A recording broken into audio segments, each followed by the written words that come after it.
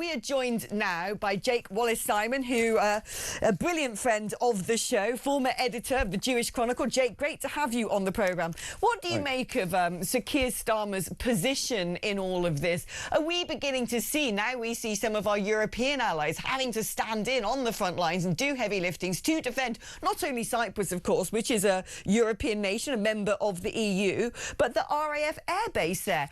Is Sir Keir Starmer, should he be held accountable, quite frankly, for a lack of any sort of preparedness when we knew what was potentially around the corner? Yeah, this is the day that we hoped would never happen, but we all knew that it would sooner or later, which is that when we're called upon to actually use our armed forces, we look in the cupboard and find that it's bare because we haven't stocked it up for so many generations, frankly, not just, or decades, not just the last few years. I mean, Keir Starmer has distinguished himself with his dishonesty, frankly, in making pledges to build up our defences over the past couple of years, and yet cooking the books, you know, changing the definition of defence spending so it includes broadband or bridge building or things like that. So it looks as if we're increasing defence spending, but actually we're not.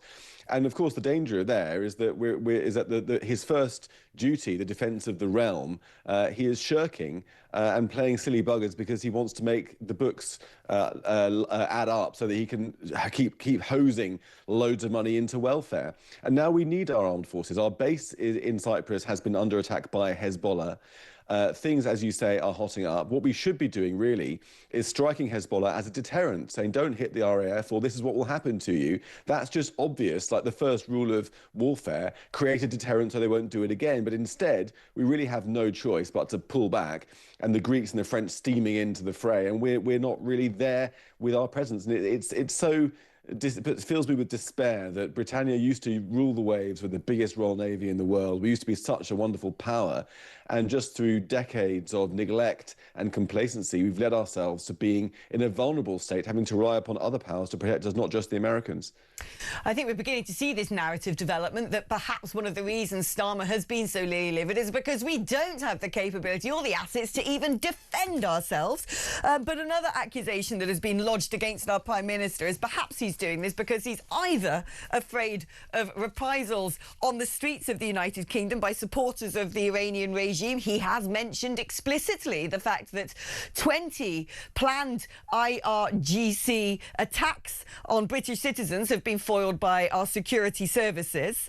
But Donald Trump has looked at this through the prism of, well, he's probably just pandering to the Muslim vote. Let's have a little listen to Harry Cole, who spoke to the United States President earlier on. I have just interviewed President Trump himself. Speaking from the White House on the telephone a few hours ago, he has launched an astonishing blast on Keir Starmer. He has suggested that perhaps he's pandering to Muslim voters in his reticence to join the American war in Iran, blocking those bases, as we were just discussing the other day.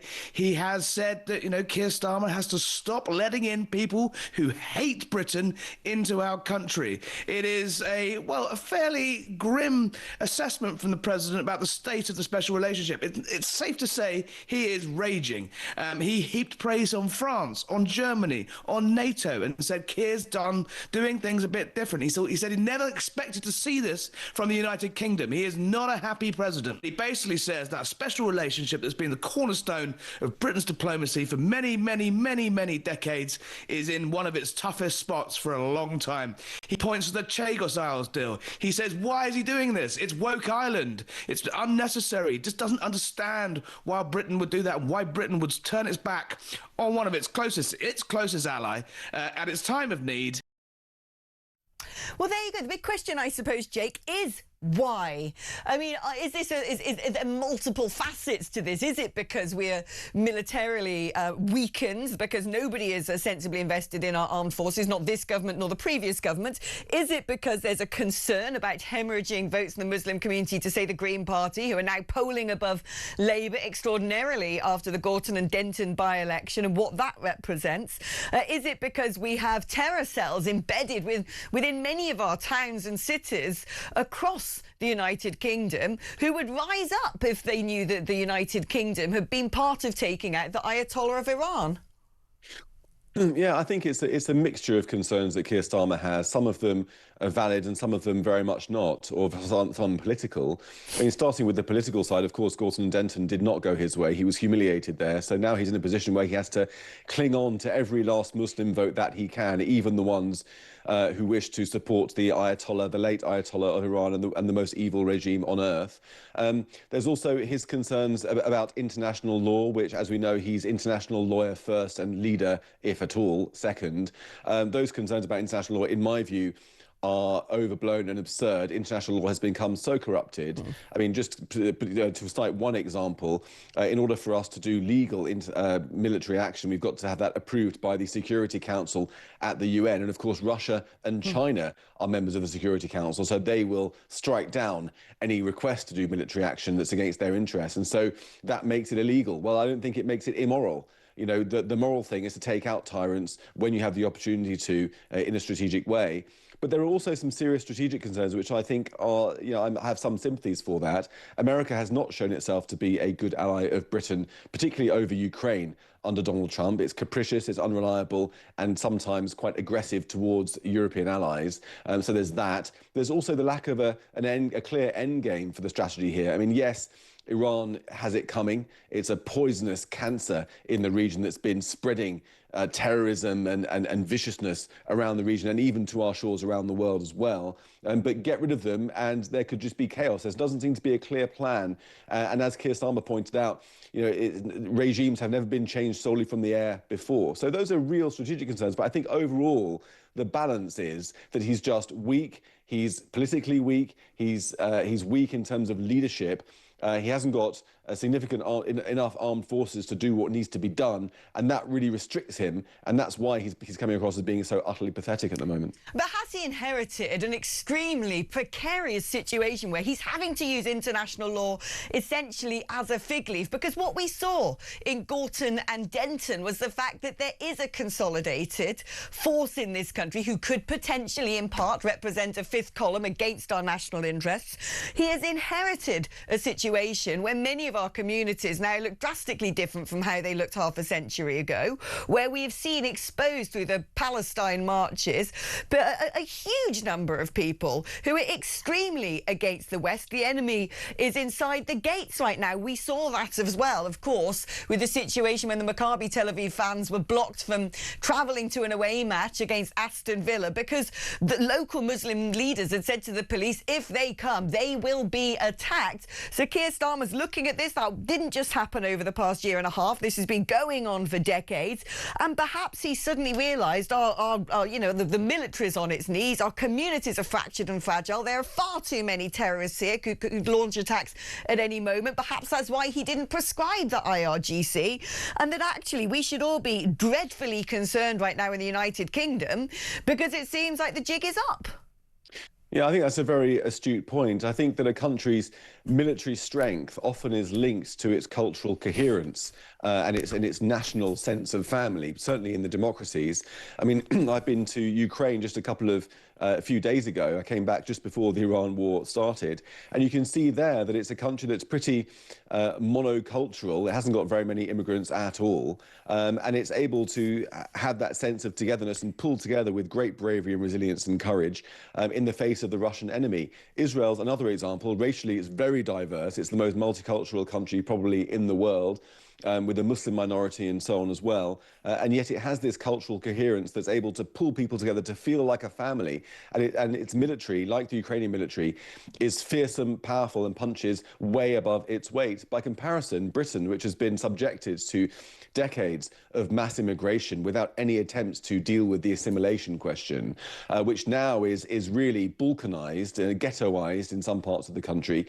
We see our military strength declining, our military confidence declining in parallel with our cultural sense of confidence, of self-confidence. You know, you can only fill yourselves with self-loathing, telling yourselves that you're a racist, white supremacist nation with a shameful history for so long before your military power begins to fall. And we see in poll after poll that most young people say they would not defend Britain even if it was attacked. And so I think all these things work together, and Britain, has been indulging this luxury of weakness for the past few decades, investing hugely in welfare, taking money from the armed services, reckless immigration, no concern for our pride, even flying our own flag has been seen as taboo sometimes. And if you can't fly your own flag, you can't have a proper armed forces that's going to defend your country. It's as simple as that. It's interesting. I'd written down I always scribble notes while I'm thinking things, and I'd written naive and self-indulgent down about the current government and their policy agenda. I've got some news for you, though, Jake, and to the audience. The UK is going to now send a warship to Cyprus. Great. Fantastic. When we could see everybody else's kinetic forces assembling in the region, why have we decided to do this now? Why weren't they there? One assumes that America and Israel are not picking up the phone to Britain, not letting them know of their plans, when things are going to start and how we can help, because they don't trust us.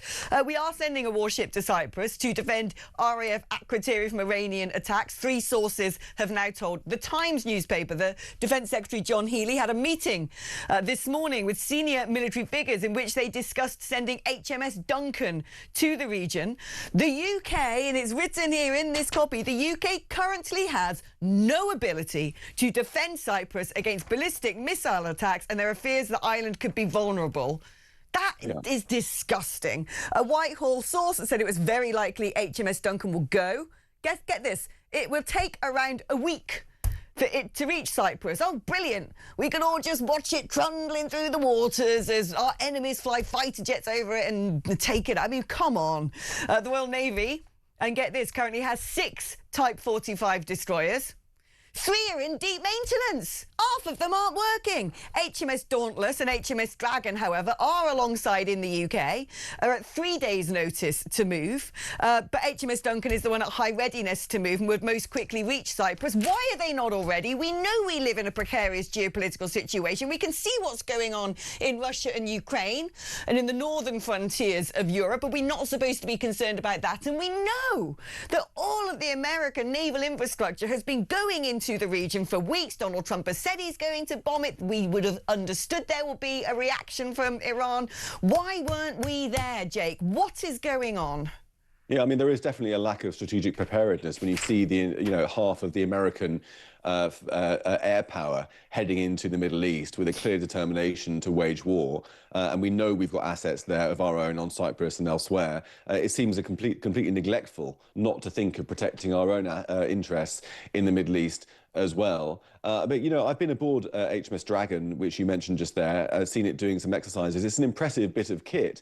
And I would just like to point out that we're not slagging off the soldiers here, or the airmen, or the sailors. They are the backbone of our country. They're very brave and courageous and brilliant, often world class. Yeah. They've been let down by the leadership of this country, not just the current leadership, but successive leaderships who've withheld vital funding, made cuts. I mean, we're even undergoing cuts now into the armed services, which Sir Keir Starmer hasn't pulled back from while claiming that he's going to be building up the armed forces.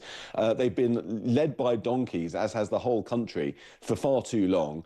And right now, the chickens, if I'm not mixing my metaphors, are coming home to roost in the Middle East, and we're not there to shoot them off.